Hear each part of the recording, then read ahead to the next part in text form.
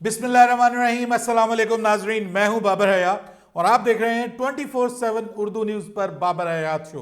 नाजरीन, साइम अयूब और फ़खर जमान की धमाकेदार वापसी हो रही है पाकिस्तान क्रिकेट में और पाकिस्तान की T20 टीम में। लेकिन इन दोनों के आने के बाद पाकिस्तान की T20 टीम क्या होने जा रही है, पाकिस्तान का T20 स्क्वाड क्या पॉसिबल है अगेंस्ट बांग्लादेश सीरीज, जो कि फौरी तौर पर PSL के बाद होनी है। और पाकिस्तान और बांग्लादेश की टीमों के दरमियान 5 T20 इंटरनेशनल मैचेस खेले जाने हैं। एक बड़ी तवील सीरीज है इस हवाले से, और पाकिस्तान के पास एक बहुत बड़ा मौका होगा कि पाकिस्तान अपनी T20 की टीम को सब कॉन्टिनेंट की कंडीशंस में थोड़ा बेहतर एडजस्ट कर सके। और जो कमजोरियां हमें न्यूजीलैंड के खिलाफ सीरीज में नजर आई, उन प्लेयर्स को यहां पर आजमाकर पाकिस्तान की टीम मैनेजमेंट ये चेक कर सकती है कि इन कंडीशंस में हमारे ये यंगस्टर्स कैसा परफॉर्म करते हैं। लेकिन सबसे बड़ा सवाल कि क्या बाबर आजम की T20 स्क्वाड में वापसी होगी? क्या मोहम्मद रिजवान एक बार फिर आपको T20 स्क्वाड का हिस्सा बनते हुए दिखाई देंगे? तो इसका जवाब है बिग नो। जी हां, बड़ा नो है इसके जवाब में। मोहम्मद रिजवान के लिए तो बिग नो है जी, बहुत बड़ा नो है। लेकिन बाबर आजम के लिए भी अब नो लिफ्ट का बोर्ड है। By the way, no lift की जहां तक बात है तो एक विजुअल इस वक्त सोशल मीडिया पे बहुत वायरल हो रहा है, जिसमें शुएब मलिक जो हैं वो ग्राउंड से गुजर रहे हैं और सामने से बाबर आजम आ रहे हैं। PSL में उन्होंने अभी ज्वाइन किया, आपको पता है, अपनी टीम पिशावर ज़ल्मी को। तो वो टीम को ज्वाइन करने के लिए पैड वैड किए हुए प्रैक्टिस करने के लिए ग्राउंड में दाखिल हो रहे हैं और दोनों एक दूसरे के करीब से गुजरते हैं। और विल यू बिलीव दैट कि बाबर आजम शुएब मलिक की तरफ देखते हैं कि मैं अब ये मतलब मुझसे मिलेंगे, एक दूसरे के साथ प्लेजेंट्रीज जो हैं वो हम शेयर करेंगे, एक दूसरे के साथ गपशप लगाएंगे। लेकिन ऐसा कुछ नहीं हुआ। जी हाँ, शुएब मलिक ने बाबर आजम की तरफ देखना भी गवारा नहीं किया और उनको कहा नो लिफ्ट। अब ये नो लिफ्ट जो है ना, ये पहली नो लिफ्ट है। दूसरी तो PCB नो लिफ्ट करने जा रहा है बाबर आजम को for the T20 cricket in Pakistan.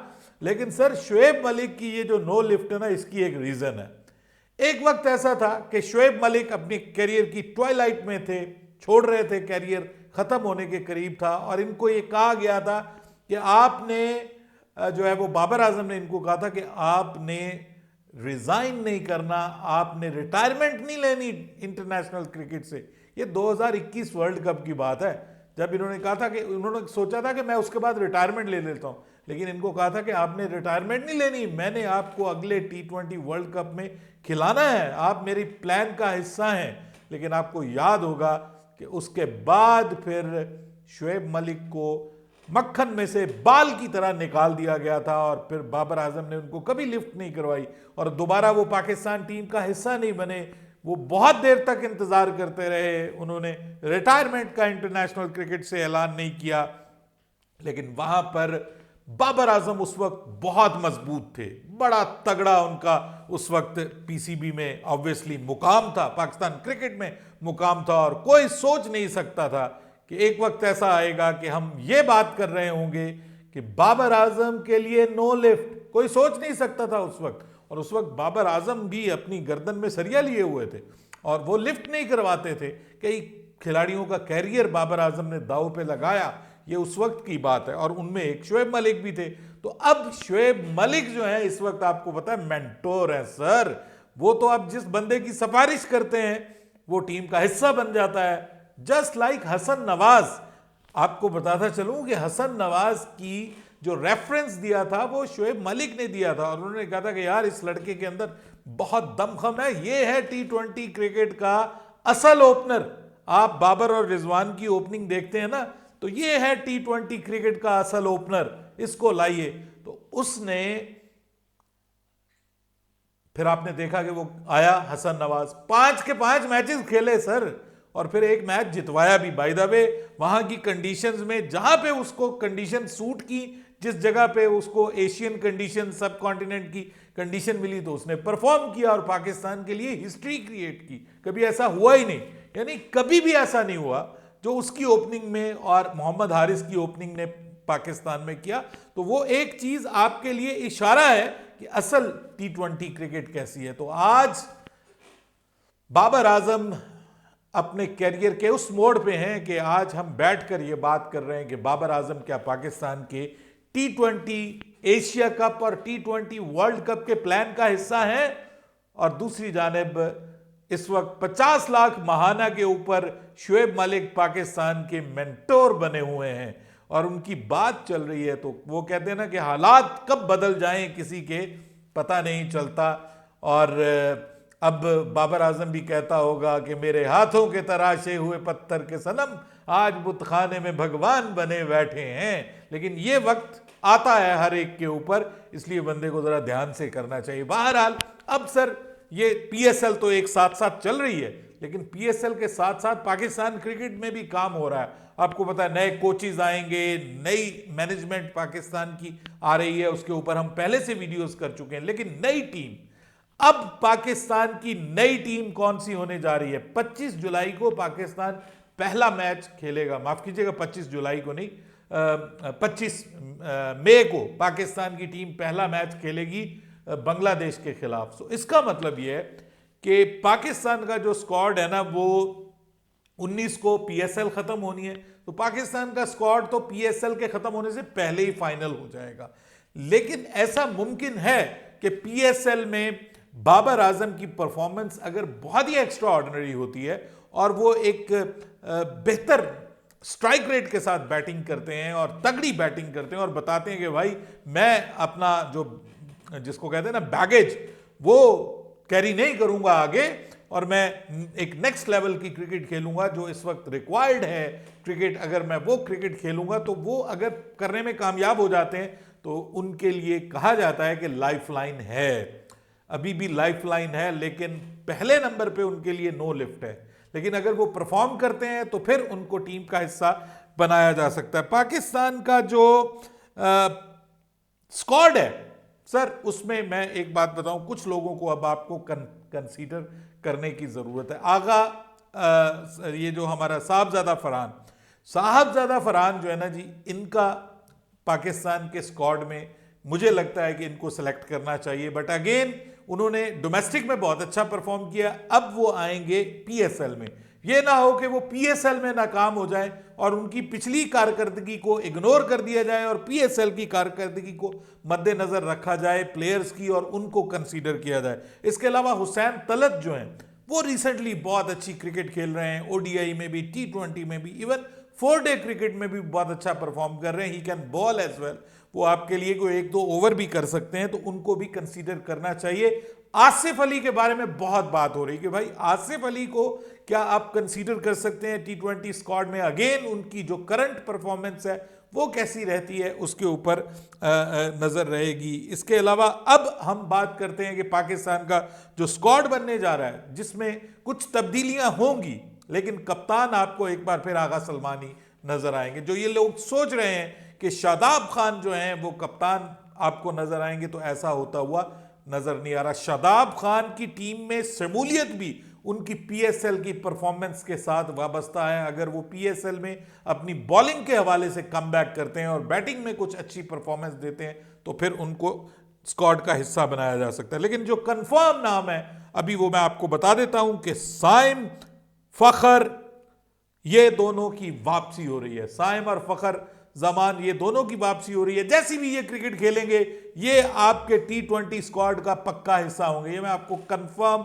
लिख के दे सकता हूं, ये आपको भी पता है, लिख के देने की जरूरत नहीं है। उसके बाद आगा सलमान आपके कप्तान है, ये कंफर्म है। मोहम्मद हारिस जरूर आपके स्क्वाड का हिस्सा होंगे। जैसी भी वो परफॉर्मेंस देते हैं कोई फर्क नहीं पड़ता, वो एक मैच विनर है, गेम चेंजर है। और पाकिस्तान इंडिया की ये जो सब कॉन्टिनेंट की कंडीशन है उनमें वो अच्छा परफॉर्म करते हैं। इसके अलावा हसन, नवाज, उनको जरूर मौका दिया जाएगा एक बार फिर पाकिस्तान की कंडीशंस में। प्लस कोयटा ग्लैडिएटर्स में वो खेल रहे हैं, वो कैसा खेलते हैं, हमारी ये जो यहां की कंडीशंस है, अगर वो 1-2 गेम चेंजिंग इनिंग्स खेल गए तो फिर सर वो पाकिस्तान के स्क्वाड का हिस्सा होंगे। अब देखते हैं इरफान खान नियाजी।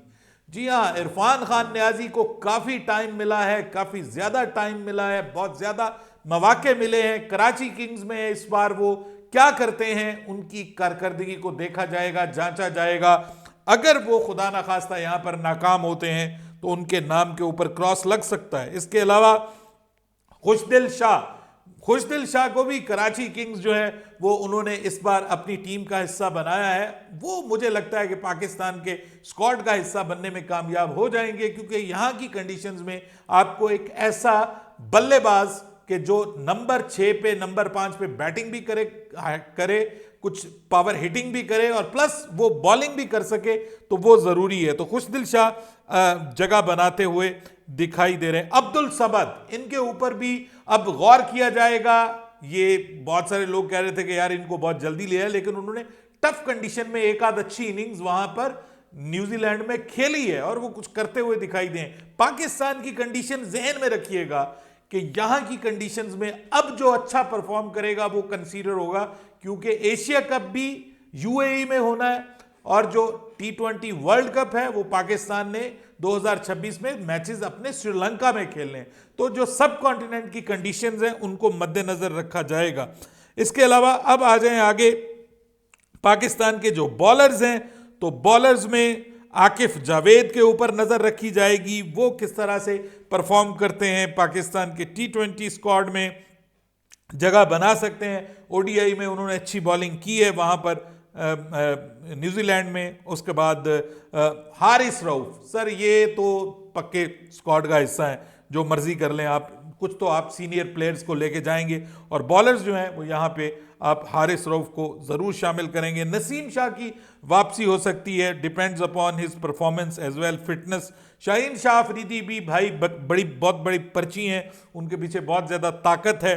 शादाब खान, मैं अगेन ये कहता हूं कि उनकी परफॉर्मेंस पे वाबस्ता है कि वो इस PSL में कैसा परफॉर्म करते हैं। मुमकिन है अगर वो अच्छा परफॉर्म ना करें तो उनको भी ना कंसीडर किया जाए। मोहम्मद अली अगेन एक बॉलर ऐसे हैं। अब्बास आफरीदी, जी हां, इनको जरूर कंसीडर किया जाएगा पाकिस्तान के T20 स्क्वाड में। अब्बास आफरीदी जरूरी हिस्सा है। इसके अलावा जो ये लड़का है जहांदाद खान, मुझे नहीं लगता कि जहांदाद खान को दोबारा स्क्वाड में कंसीडर किया जाएगा। उनकी परफॉर्मेंस को जरूर जज किया जाएगा। अगर वो आउटस्टैंडिंग लाहौर कलंदर्स की तरफ से परफॉर्म करते हैं तो देखा जा सकता है। इसके अलावा जमान खान के ऊपर भी नजर होगी जी, वो कैसा परफॉर्म करते हैं अगर फास्ट बॉलर्स की बात करें। और अगर आप स्पिनर्स की बात करें तो अबरार अहमद और सुफियान मुकीम, ये दोनों आपको स्क्वाड का हिस्सा बनते हुए दिखाई देंगे पाकिस्तान की जानिब से। अब इनके नाम के ऊपर तो कांटा नहीं लगेगा और ये आपको पाकिस्तान के, अगर सेकंड विकेट कीपर की बात करें तो उस्मान खान भी हैं आपके पास, और प्लस एक और प्लेयर इस वर्ल्ड कप में, माफ कीजिएगा, इस PSL में आपको खेलते हुए नजर आएगा जिसका नाम है हसीबुल्लाह जो है वो कैसा परफॉर्म करता है उसके ऊपर भी नजर रहेगी। वैसे तो लोग ख्वाजा नाफे का बहुत जिक्र कर रहे हैं कि भाई वो भी एक अच्छा स्टार है, वो परफॉर्म कर सकता है, तो जनाब वो भी टीम का हिस्सा बन सकता है, वो अच्छी हिटिंग करता है। और कुछ लड़के हैं यंगस्टर्स जिनके बारे में बात हो रही है, बट सबके ऊपर नजर होगी। लेकिन जो मोस्ट प्रोबेबल मुझे स्क्वाड बनता हुआ नजर आ रहा है उसमें, उसे मैंने आपको बताया। लेकिन ये बात कंफर्म है कि पाकिस्तान PSL के परफॉर्मेंस को जरूर नजर रखेगा, लेकिन जो डोमेस्टिक परफॉर्मेंस है उसको अवलियत दी जाएगी नेशनल T20 कप की और चैंपियंस कप की। प्लस ये भी मैं आपको कंफर्म बता दूं कि यंगस्टर्स को प्रेफर किया जाएगा, जो बाबे हैं उनको बाय बाय कहने का वक्त हुआ चाहता है। So no lift for many, ये जरूर मैं आपको बता दूं। अपनी राय दीजिएगा कमेंट सेक्शन में। आपके ख्याल में पाकिस्तान के स्क्वाड में किन को होना चाहिए और किन को नहीं होना चाहिए? बिल्कुल नहीं होना चाहिए। मुझे लगता है शाहीन पे भी आप लोग क्रॉस करेंगे, हारिस पे भी क्रॉस करेंगे, आपको बहुत गुस्सा है सबके ऊपर। रिजवान बाबर तो है ही हैं, शादाब भी हैं, और कौन कौन है मुझे बताइएगा कमेंट्स में। बाबर हयात को इजाजत दीजिएगा। अल्लाह हाफिज।